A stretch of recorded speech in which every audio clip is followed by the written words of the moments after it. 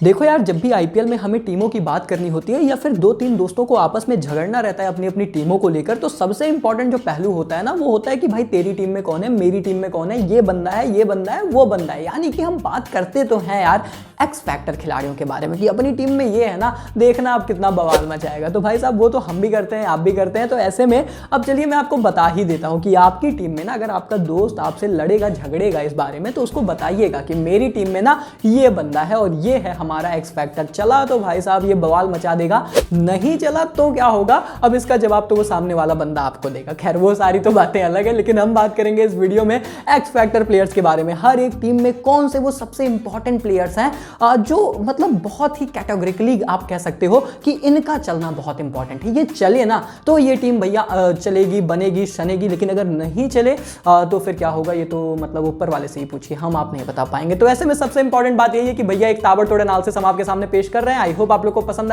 आएगा तो smash that like button, मतलब वो लाइक बटन पे चढ़ो, कूदो, बैठो, मतलब मैं तो कहता हूं झूला वूला जो भी झूलना है झूलो, और साथ ही साथ नीचे से चैनल को सब्सक्राइब करके नोटिफिकेशन बेल ऑन करो ताकि इस तरीके के इंटरेस्टिंग, खासमखास, लाजवाब, लजीज, प्यारी प्यारी मीठी मीठी वीडियोस लगातार आप लोगों तक पहुंचती रहे। और चलिए हम शुरुआत करते हैं, सीधा मुद्दे की बात करते हैं। Let's start with the Sunrisers Hyderabad. Sunrisers का सूर्य उदय हो रहा है और उदय होने में एक प्रमुख भूमिका निभाएंगे इस टीम के महत्वपूर्ण खिलाड़ी हैरी ब्रोक। या in my personal opinion he is the x factor player of this team, और उसके बड़े सारे कारण हैं। आपको पता है 13.25 करोड़ रुपए लगाए गए हैं, बहुत ज्यादा ट्रस्ट किया गया है।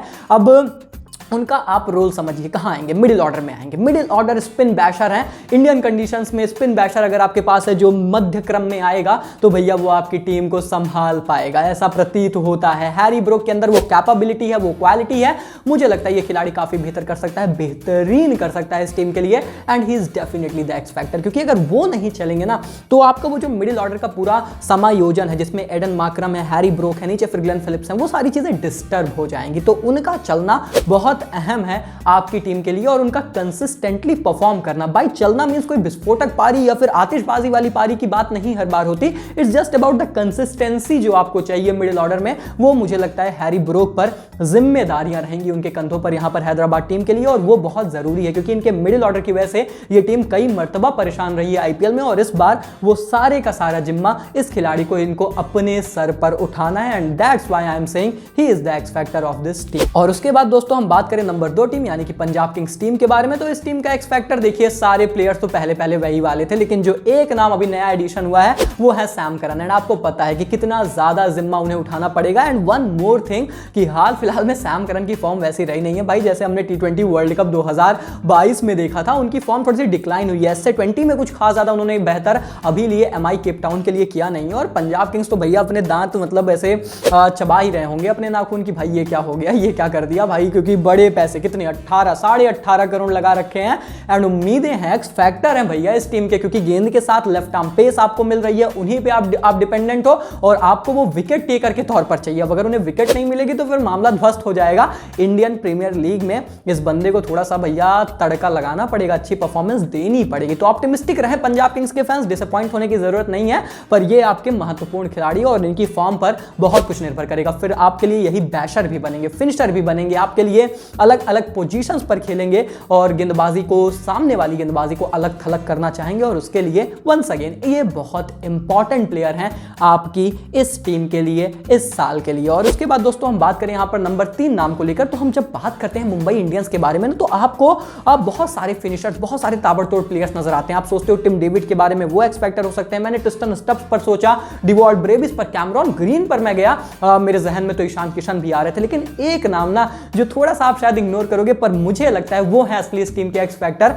वो है दोस्तों जोफ्रा आर्चर। जी हां, जोफ्रा आर्चर की गेंदबाजी, और मुझे लगता है सिर्फ जोफ्रा आर्चर नहीं, actually it's a combination of Jofra and Bumrah. पर बुमराह ने तो चलो डिलीवर किया है, जो भी किया है। बात यहां पर यह है कि जोफ्रा पहली बार खेलेंगे एमआई टीम के लिए आईपीएल में, और ऐसे में उनका चलना बहुत जरूरी है, क्योंकि इस टीम की सबसे बड़ी वीकनेस अगर आप देखोगे तो बल्लेबाजी नहीं है यार, उसमें तो प्लेयर्स ही हैं। अब अगर टिम डेविड नहीं भी चलते हैं तो टीम के पास ट्रिस्टन स्टब्स है, डिवॉल्ट ब्रेविस है, वहां वो सुलट जाएंगे। पर अगर गेंदबाज गेंदबाजी नहीं चली तो आप कहां जाएंगे। और इसीलिए जो एक्स फैक्टर है वो है एक्चुअली जोफ्रा एंड बुमराह। उनका कॉम्बो आपके लिए एक्स फैक्टर है कि इनका कॉम्बो डिलीवर करना चाहिए, रेगुलर डिलीवर करना चाहिए और रेगुलर खेलना भी चाहिए। इसलिए Jofra Archer in my personal opinion is the x factor of this team. और उनका चलना आईपीएल 2023 में एमआई टीम के लिए वो किस्मत की चाबी, वो ताले की चाबी, वो लक फैक्टर, वो एक्स फैक्टर रहेगा जिसकी इस टीम को तलाश है। एंड देन जब बात एमआई की हो चुकी है तो सीएसके की ना हो तो भैया ये तो हमारी अधूरी कहानी हो जाएगा। तो ऐसा हम करेंगे नहीं, कहानियां पूरी होनी चाहिए। और इसलिए बात करेंगे Chennai champion super Kings team के बारे में। एंड सीएसके टीम के बारे में आप क्या कहेंगे? आप कहेंगे कि भैया इस टीम के पास है बेन स्टोक्स जो मचाएगा शोर, क्योंकि देखिए Stokes is definitely that x factor player. जिस टीम में रहते हैं वो बन ही जाते हैं। अब पिछली बार भी लगभग तो लाइनअप सेम ही था ना, तो इस बार बदलाव ही क्या हो रहा है? वो जो एक जो मिर्च मसाला ये टीम लेकर आ ही रही है वो है ही यहाँ पर बेन स्टोक्स, और कोई है नहीं। तो आपके लिए टॉप ऑर्डर में स्लॉट इन होंगे, अच्छी बल्लेबाजी का आपको मुजाहरा उनसे चाहिए रहेगा। And then once again he is that kind of a leader, a bowler जो 4 ओवर बहुत क्रूशियल आपके लिए डालने वाले हैं। So in every part of the phase of the game, मतलब मैं कहूंगा कि सारे फेजेस में बहुत ज्यादा इंपॉर्टेंट होंगे यहाँ पर बेन स्टोक्स। और इसलिए सीएसके टीम का कहीं ना कहीं पूरा जो ध्यान रहेगा वो बेन स्टोक्स की ही तरफ रहेगा। और बहुत ही इंपॉर्टेंट प्लेयर है, एक्स फैक्टर प्लेयर है इस साल के आईपीएल में कहीं ना कहीं चेन्नई सुपर किंग्स टीम के लिए। और जब हम बात करते हैं यहाँ पर आरसीबी यानी कि रॉयल चैलेंजर्स बैंगलोर टीम के बारे में, तो यार ऑनेस्टली बता रहा हूं मैं बहुत ज्यादा कंफ्यूज था। इनके स्क्वाड को देखकर ना, ईमानदारी से बता रहा हूं, इस टीम के पास जो एक बहुत अंडररेटेड एक्स प्लेयर है वो है यहाँ पर Will Jacks. X factor player है वो है विल जैक्स। लेकिन अब विल जैक्स प्लेइंग 11 में कैसे स्लॉट इन होंगे ये मैं समझ नहीं पा रहा हूं। तो उस चीज की वजह से मैंने फिर उनको थोड़ा सा लिस्ट से बाहर किया। मैंने कहा हाँ ये है स्क्वाड के एक्स फैक्टर है, लेकिन जब आप प्लेइंग 11 की तरफ चलते हो, जब आप बात करते हो यहाँ पर आईपीएल 2023 के बारे में कि जो इंपॉर्टेंट 11 होगी, जो लगातार रेगुलर्स होंगे, मैं यहां पर सब्स्टिट्यूट्स की बात नहीं कर रहा हूं जो आएंगे, इंपैक्ट प्लेयर्स की बात नहीं कर रहा, मैं एक्स फैक्टर प्लेयर्स की बात कर रहा, याद रखिए।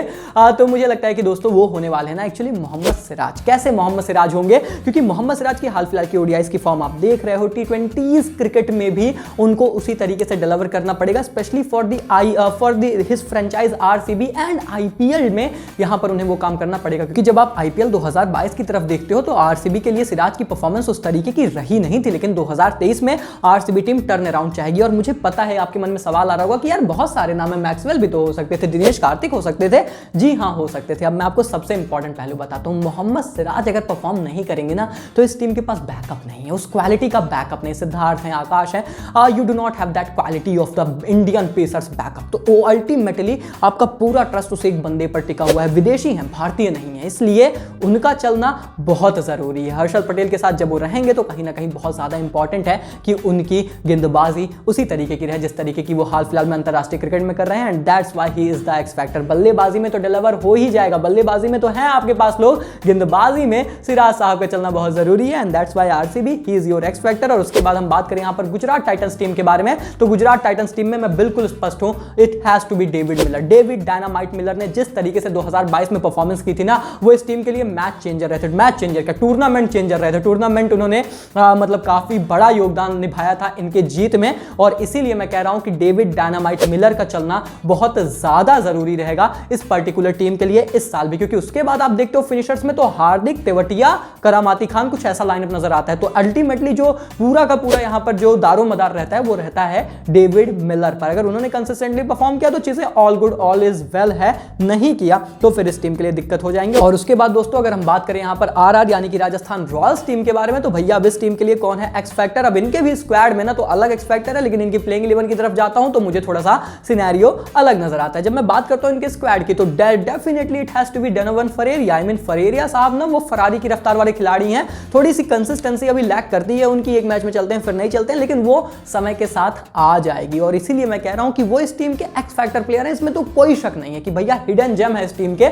लेकिन जब आप बात करते हो फिर अल्टीमेटली प्लेइंग 11 के बारे में, कंसिस्टेंट प्लेयर्स के बारे में, तो मुझे लगता है फिर वो जेसन होल्डर ही होंगे, क्योंकि होल्डर को होल्ड करने की रिस्पॉन्सिबिलिटी इस टीम ने दी है। जी हां, क्या होल्ड करने की? गेंदबाजी नीचे से, बल्लेबाजी ऊपर से, वो जो बीच की लिंक है वो है जेसन होल्डर इस टीम के लिए। तो बहुत ज्यादा दारोमदार रहेगा और देखते हैं कि उनको किस तरीके से यूज करेंगे। इंपैक्ट प्लेयर के तौर पर फरेरिया को वैसे यूज तो आप कैसे करोगे? फिर आप विदेशी तो कर नहीं सकते, आपको 3 खिलाड़ी, मतलब वो तो चलो एक अलग लोचा है, उस पर कभी और डिस्कस करेंगे। पर बात वही है कि कहीं ना कहीं Jason holder is definitely that very very important important player for this particular team and franchise, जिनको कहीं ना कहीं डिलीवर करना पड़ेगा आईपीएल 2023 में। और उसके बाद दोस्तों हम बात करें यहाँ पर कॉर्बल और वो जीत भाई यानी कि कोलकाता नाइट राइडर्स टीम के बारे में, तो it has to be Andre Russell यार, ज्यादा डिबेट एंड डिस्कशन है नहीं, क्योंकि वो बंदा जब परफॉर्म करता है सिंगल हैंडेडली केकेआर टीम को मुकाबले जिताकर देता है, नहीं परफॉर्म करते तो फिर इस टीम की हालत थोड़ी सी मजेदार में फंसने वाली रहती है। तो वैसे तो बहुत सारे प्लेयर्स हैं जो ऊपर नीचे डिलीवर करते हैं, but at the end of the day x factor की अगर बात है, अगर टॉपिक वही है तो वो केकेआर के लिए तो आंद्रे द जायंट द विस्फोटक रसेल ही होंगे। जब तक वो है मुझे नहीं लगता कोई और होता है, क्योंकि वो मैच ना पलटते हैं तो चुटकी से अपनी तरफ कर लेते हैं, नहीं चलते तो फिर हार भी जाती है टीम। तो दोनों पक्षों में यहाँ पर पूरा जो मसला रहता है वो आंद्रे रसल के ही इर्द गिर्द रहता है। He is definitely the x factor, जिनको यहाँ पर कहीं ना कहीं देखना रहेगा। और उसके बाद दोस्तों हम बात करते हैं जब यहाँ पर दिल्ली कैपिटल्स टीम के बारे में। Now this is a very interesting team, क्योंकि वैसे आप सोचते हो रॉबिन पॉवेल की तरफ, आप सोचते हो मिचेल मार्श की तरफ, बट मुझे लगता है ऋषभ पंत की गैर मौजूदगी में ना अब अगर इस टीम का कोई एक्स फैक्टर है तो शायद होने वाले हैं वो डेविड डायनामाइट वार्नर, क्योंकि डेविड वार्नर सिर्फ एक बल्लेबाज ओपनर के तौर का रोल नहीं रहेगा, बल्कि जिम्मेदारियां रहेंगी बहुत ही ज्यादा इंपॉर्टेंट लीडर की। वो कप्तान बने ना बने एक अलग कॉन्सेप्ट है, पर अगर बनते भी हैं तो ऑब्वियसली फिर उन पर बहुत ज्यादा रिस्पॉन्सिबिलिटीज आएंगी एंड उनका चलना भी, उनका परफॉर्म करना भी, और एज अ लीडर वो किस तरीके से टीम को होल्ड करेंगे वो बहुत इंपॉर्टेंट होने वाला है। तो ये एक्स फैक्टर सिर्फ बल्लेबाजी तक सीमित नहीं था, जैसा मैंने बताया, आपने इस वीडियो में नोटिस किया होगा कि एक्स फैक्टर बाय मींस लोगों के अंदर एक कॉन्सेप्ट होता है कि हाँ बल्लेबाज फिनिशर, नहीं, हमारा वो कॉन्सेप्ट नहीं है। एक्स फैक्टर इज समवन जो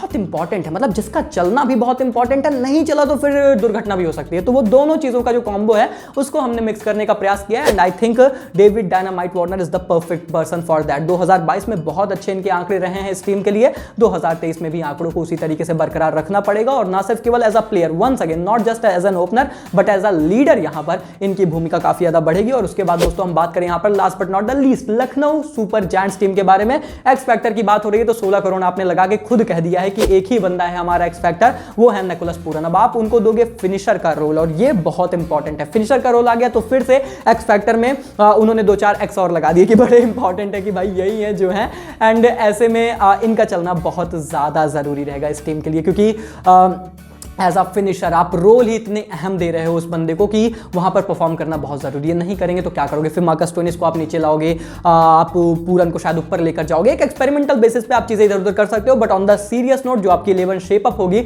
वहां पर तो कहीं ना कहीं पूरन आपके लिए एज अ फिनिशर ही आएंगे, और वो बहुत इंपॉर्टेंट है कि फिर वो डिलीवर करें एज अ फिनिशर, क्योंकि वो नहीं करेंगे तो फिर कौन करेगा। Ayush Badoni and all are very young and still raw, तो इन पर रिस्पॉन्सिबिलिटी रहेगी बिंग अ सीनियर प्लेयर कि ये कहीं ना कहीं लखनऊ के लिए वो कार्य करके दिखाएं। इसीलिए दोस्तों कहीं ना कहीं ये इस टीम के बहुत इंपॉर्टेंट, बहुत खास प्लेयर रहने वाले हैं आईपीएल 2023 के लिए। और ये रहा 10 की 10 टीमों का हमारा एक्स फैक्टर एनालिसिस, हर एक पहलू, हर एक पॉइंट पर बात की, और फिर से कहूंगा एक्स फैक्टर की बात थी, इंपैक्ट प्लेयर की बात नहीं थी। आई होप आप लोग समझ गए होंगे, समझ आई वीडियो तो भैया लाइक करें, इतनी देर तक देखा है तो समझ आ ही चुकी है, तो फिर smash the like button, hit that subscribe button right now, and बाकी मिलते हैं बहुत जल्द एक और इंटरेस्टिंग एंड खास वीडियो के साथ। तब तक के लिए take care, goodbye, thank you so much.